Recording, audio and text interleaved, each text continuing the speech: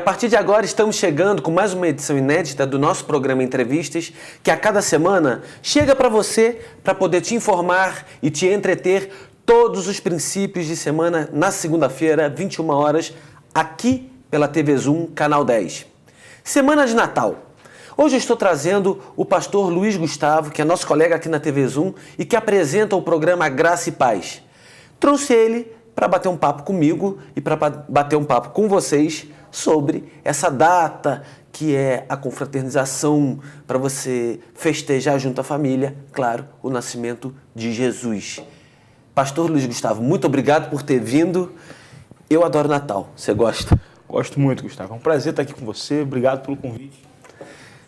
Pastor, o Natal, hoje em dia e no século XXI, acho que podemos falar que no final dos anos 80, nos anos 90, começou a tomar uma proporção em que o ter ficou maior que o ser.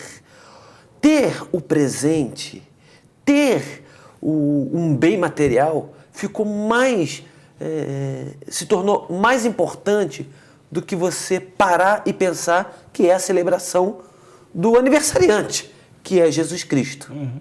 Você concorda com essa linha de pensamento?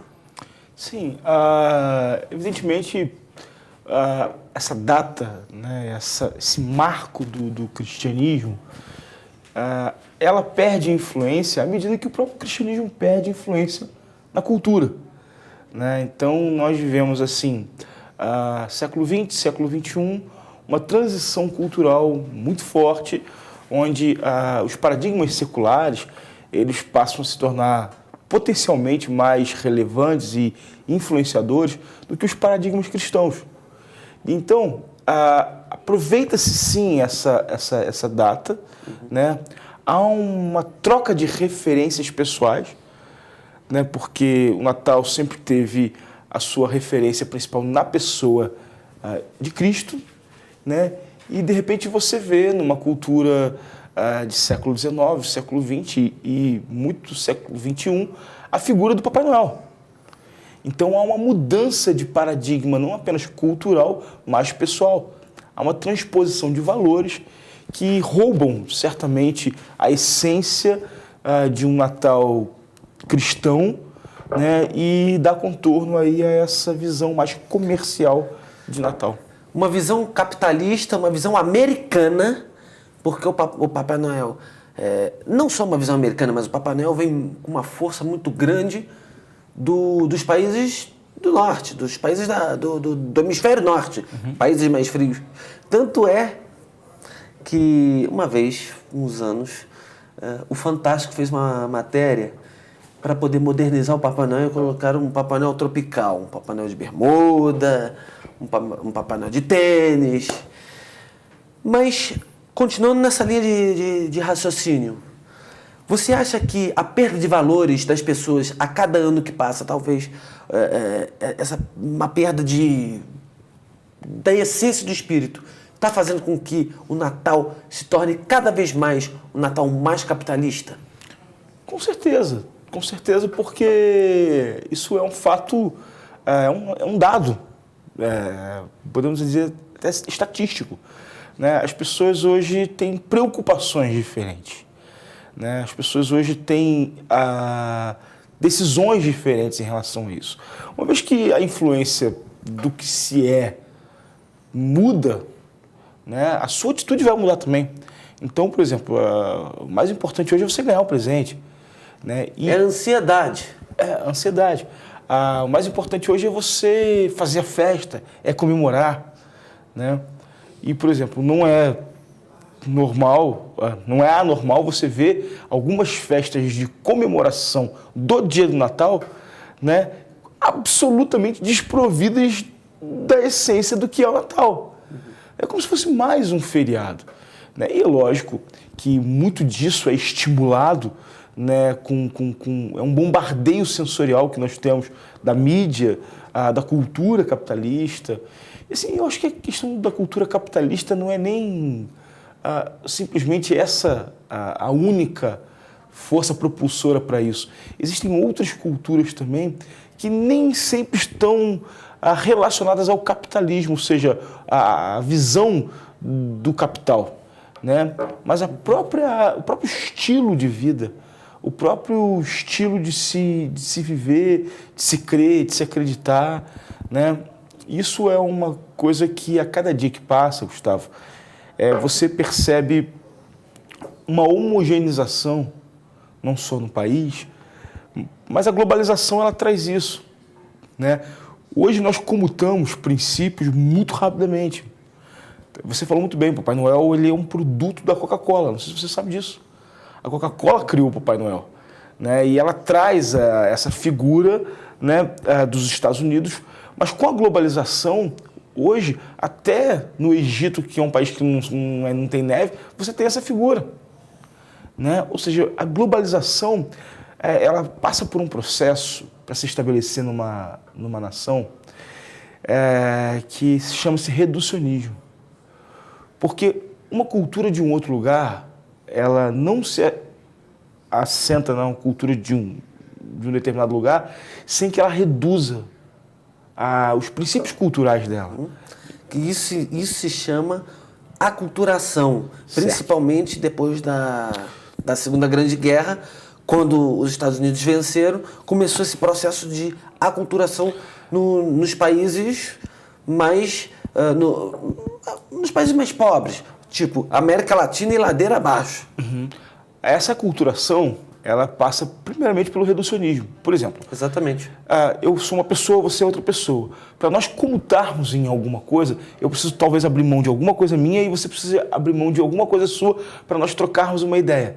Então houve um reducionismo em mim e houve um reducionismo em você. Talvez a gente não tenha prejuízo nisso. Mas uma cultura, sempre que ela perde parâmetros da identidade dela, ela perde. E à medida que a globalização vai se assentando, você vai perdendo e perdendo e perdendo. Qual é a cultura brasileira? Marcadamente uma cultura americana. Europeia?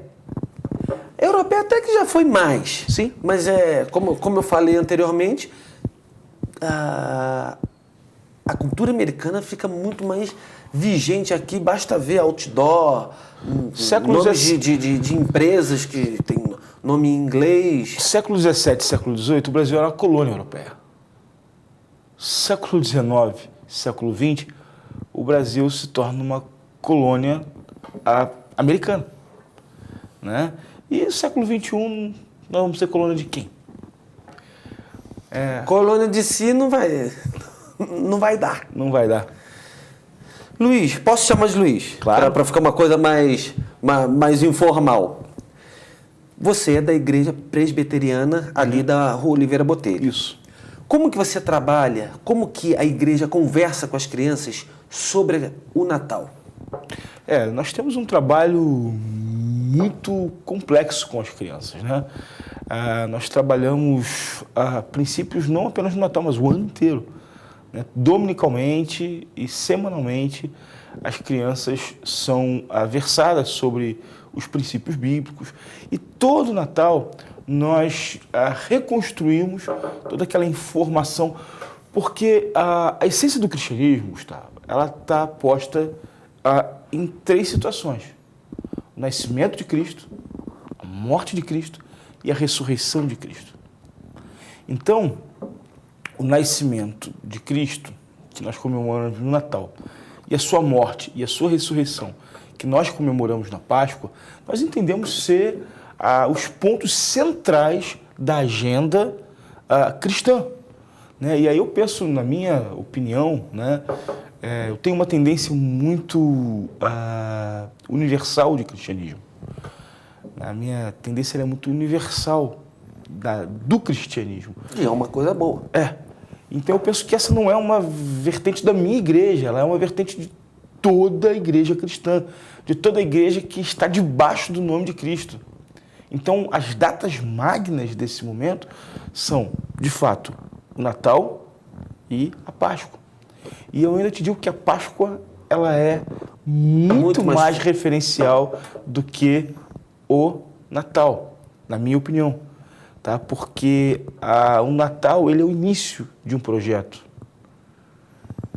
E a Páscoa é a conclusão de um projeto. Mas perceba você que o mesmo efeito que o Natal sofre dessa mídia capitalista, dessa força externa, a Páscoa também sofre. Para vender o ovo de Páscoa. Exatamente. Ou seja, criou-se Um coelho. O coelho bota ovo. Isso é um texto interessante do Luiz Fernando Veríssimo, né? É muito bom. Ele dizia que a galinha devia ser galinha da Páscoa, né? Devia ser galinha da Páscoa. Excelente esse texto.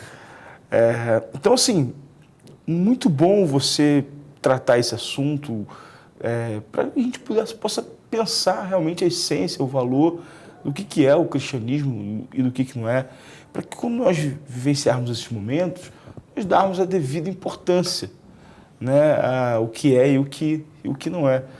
Eu acho que o Natal ele ainda assim consegue trazer um senso de esperança muito grande para mim e para muita gente. O Natal é aquele momento em que as famílias se reúnem, seja com 4 pessoas, 10 pessoas, 20. Num mundo em que a gente assiste matérias todo ano nos telejornais, em programas de televisão, de pai expulsando filho de casa, filho matando os pais, pais matando filhos. Como que essa estrutura familiar ela pode se aglutinar no Natal, numa data tão forte, que principia tudo isso que você falou, hoje num tempo moderno? Eu acho que nós vivemos uma situação tão complicada, Gustavo, que eu acho que é como reunir a família não só no Natal, mas a cada dia, né? A gente vive num mundo muito vulnerável à hipocrisia. Então nós conseguimos passar um ano inteiro distantes e, de repente, cessarmos essa distância numa data comemorativa, como Natal, Páscoa ou aniversário de um parente, e sentarmos como se fossem próximos, como se nos amássemos. E enfim, eu acho que o mundo ele é muito vulnerável a essa hipocrisia, né? Eu acho que essas oportunidades como Natal, como Páscoa, ou como qualquer outra festividade, ela é sempre uma oportunidade de recomeçar, de reconsiderar, ou de usufruir, desfrutar de momentos que são bons, são importantes, são...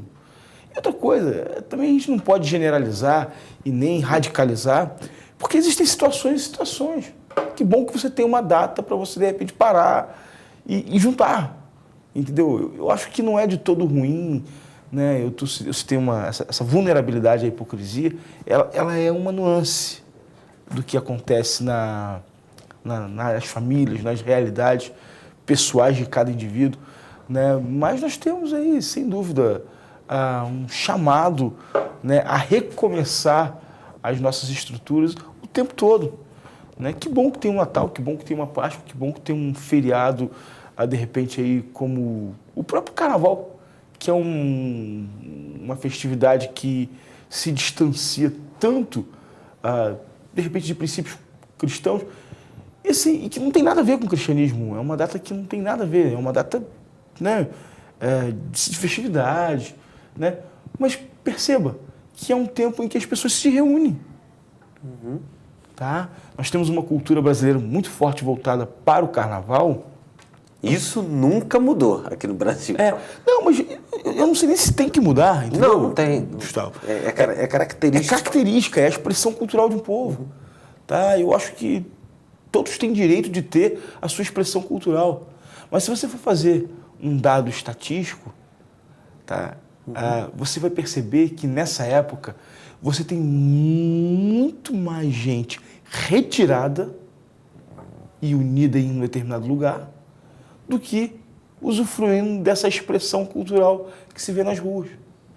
Evidentemente, as ruas ficam lotadas, ficam aglutinadas, mas você vê, por exemplo, vou dar um exemplo da nossa cidade, né? A Alberto Brown fica lotada, mas quantas pessoas cabem na Alberto Brown? Friburgo tem 200 mil habitantes. Onde fica esse povo todo?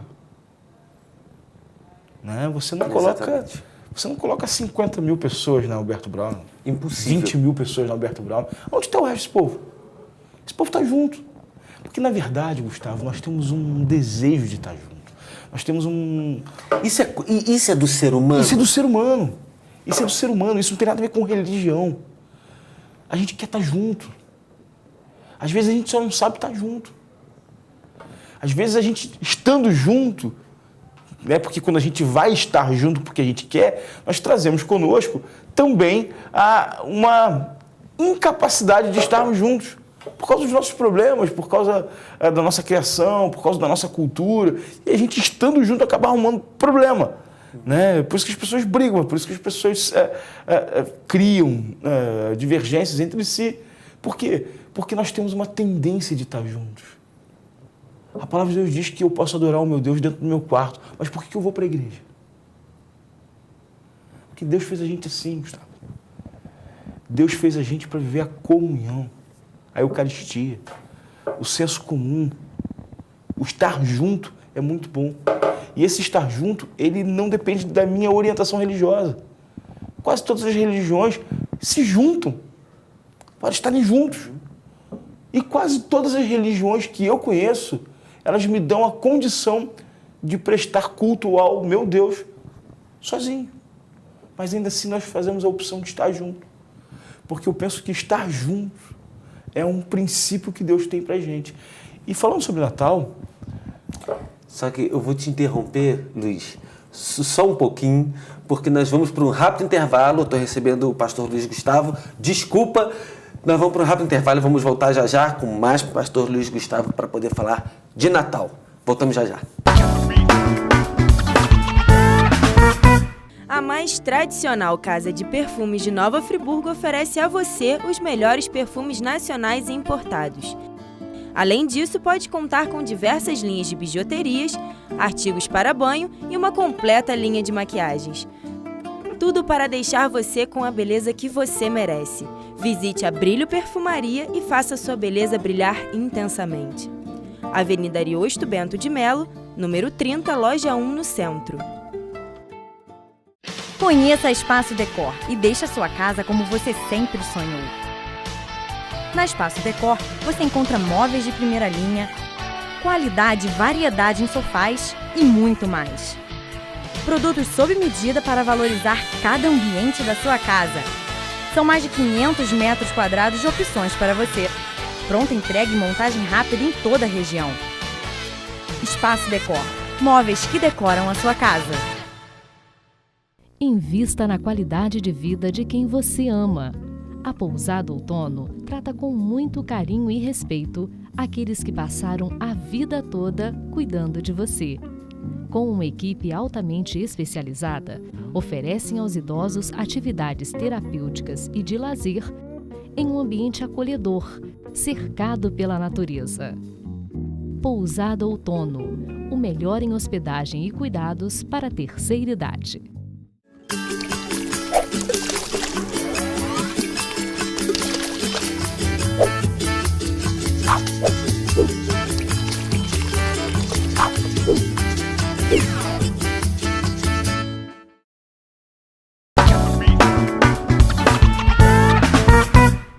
Chegamos para o segundo bloco do Entrevistas. Luiz, desculpa, eu literalmente te atropelei. Eu quero que você conclua seu raciocínio no bloco anterior. Muito bem. Eu estava falando sobre essa tendência, essa natureza nossa de estarmos juntos. Eu acho que essa natureza de nós estarmos juntos ela é uma expressão do próprio Deus revelado em nós.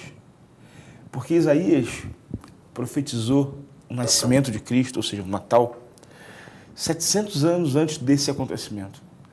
E ele disse que nasceria um menino, e seu nome seria Emanuel. E esse nome Emanuel significa em hebraico Deus conosco, ou Deus junto. Essa manifestação do Deus que se junta, do Deus que se aproxima, do Deus que vem pra gente, né, é muito marcante no nosso DNA, de querer estar junto. Quem quer estar separado é quase que uma patologia. Uma patologia. Emocional. Ô Luiz, deixa eu te perguntar uma coisa. Todo Natal tem amigo secreto, você participa? Participo. Gosta? Depende do presente que eu ganho.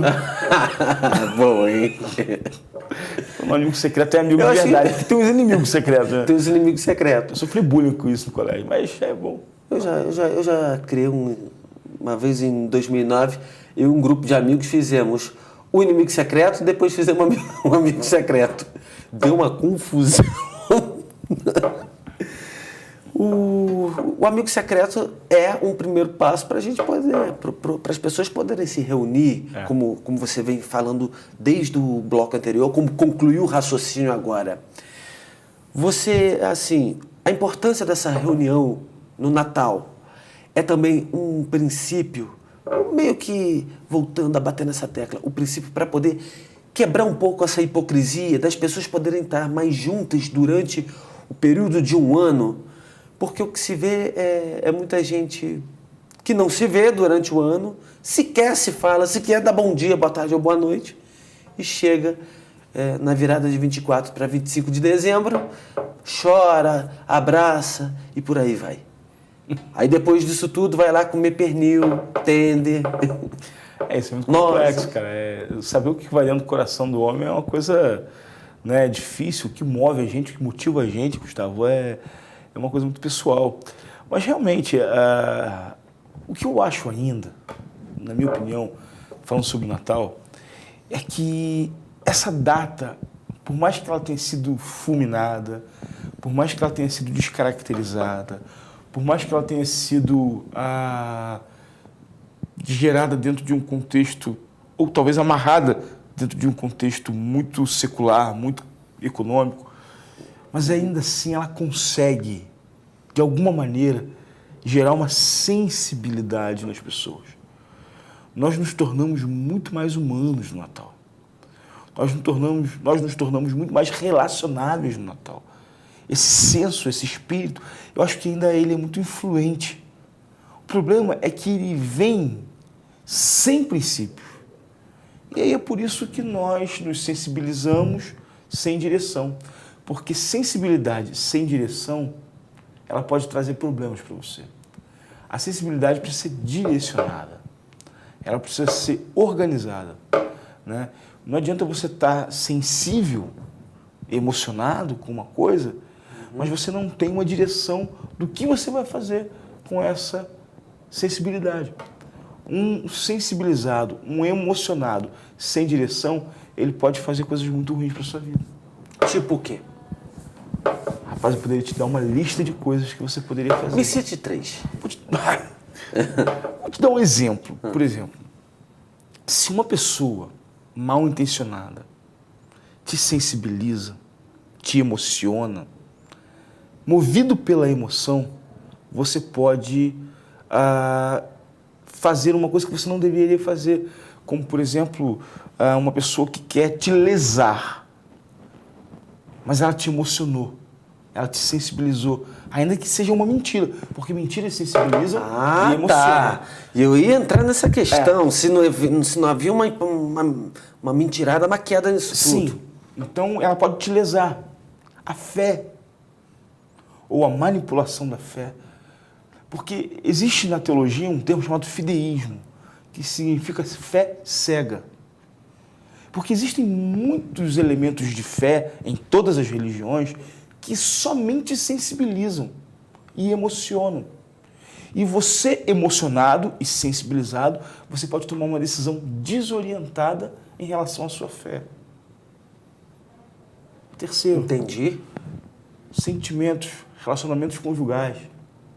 Você emocionado e sensibilizado por um amor, você pode entrar num relacionamento sem futuro e se machucar profundamente, porque você está sensibilizado. Ou talvez a sensibilidade ou a emocionalidade dentro dessa relação nós chamamos de paixão, né? Você pode estar apaixonado por uma coisa que você não ama de verdade e que não tem estrutura, e você é direcionado para isso. Então, a sensibilização sem direção é um perigo. Eu acho que a data do Natal ainda nos sensibiliza, ela ainda nos comove, né? Mas quando nós vamos viver isso sem direção, sem a orientação certa do que isso significa, nós podemos fazer ajuntamentos que têm finalidade em si próprio, ou seja, acabam sendo, no fundo, vazios. que é o que está acontecendo muito hoje no século XXI, as pessoas estarem mais vazias. Como diria o Zygmunt Bauman, as pessoas estão mais líquidas. O ser humano está muito mais líquido, não tá palpável.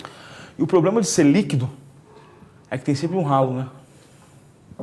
Isso também. E você sempre escorre por esse ralo. Não você tem, acaba não tem sendo escapatória. nada. É. Tem sempre um ralo na tua vida.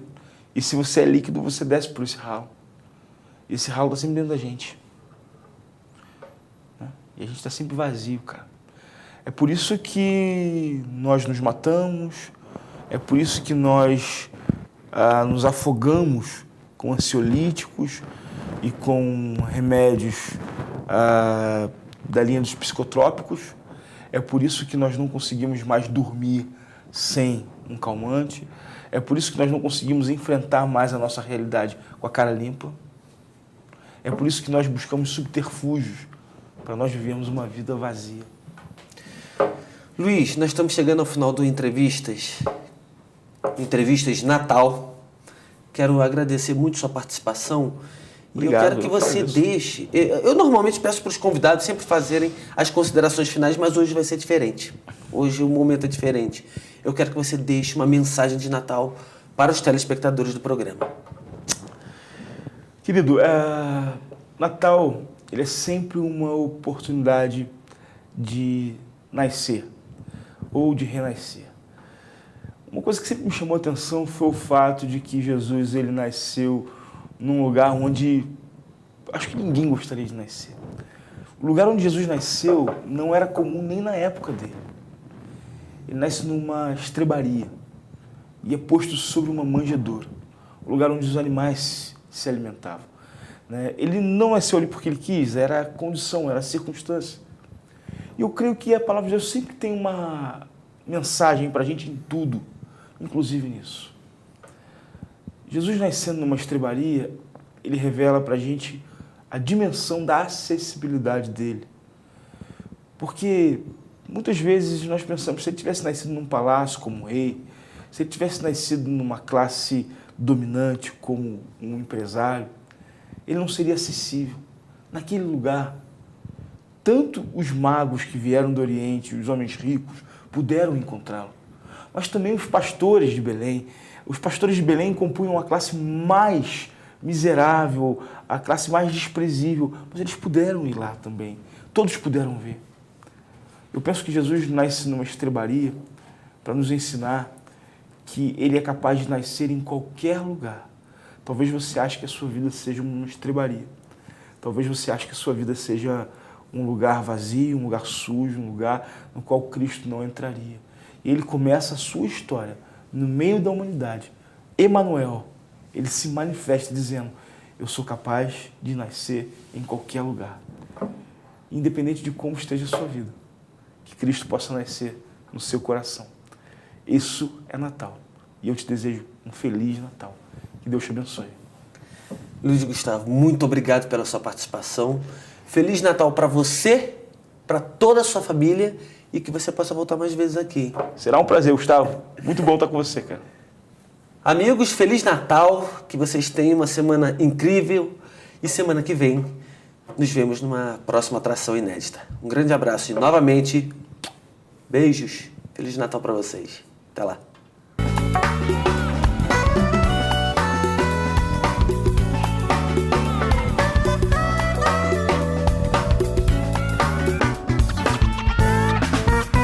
Este e outros programas você assiste no aplicativo TV Zoom.